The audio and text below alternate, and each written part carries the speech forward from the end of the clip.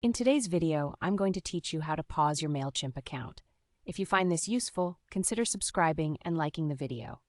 Pausing your account can be a great way to take a break without losing any of your valuable data and to stop those monthly charges. So let's get started.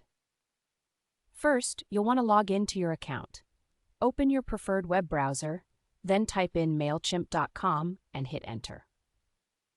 Once the site loads, go ahead and sign in to your dashboard with your credentials. Once you're logged in, you'll need to access your account settings.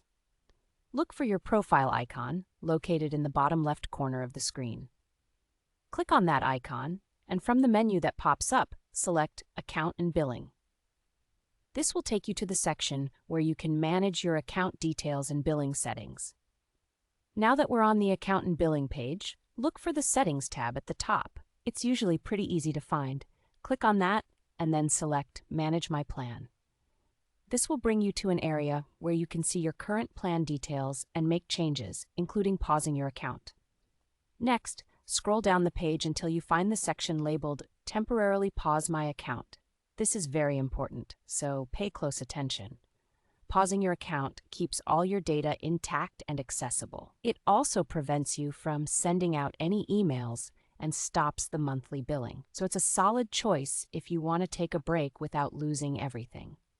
When you reach that section, you'll see a button that says Pause My Account. Go ahead and click that button, and a small confirmation pop-up will appear on your screen.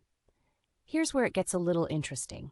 To confirm that you really want to pause your account, you'll need to type the word pause in all capital letters into the field provided. This step is meant to ensure that you're intentionally deciding to pause your account, so it can't be done accidentally. Once you've entered the word pause correctly, go ahead and hit the confirm button. And just like that, your account will be paused. You'll no longer be charged monthly, nor will you be able to send any campaigns or emails during this time. If you ever decide you want to reactivate your account, you can follow a similar process. Just log in, navigate back to your account and billing settings, and you should see options to resume your account whenever you're ready. And there you have it.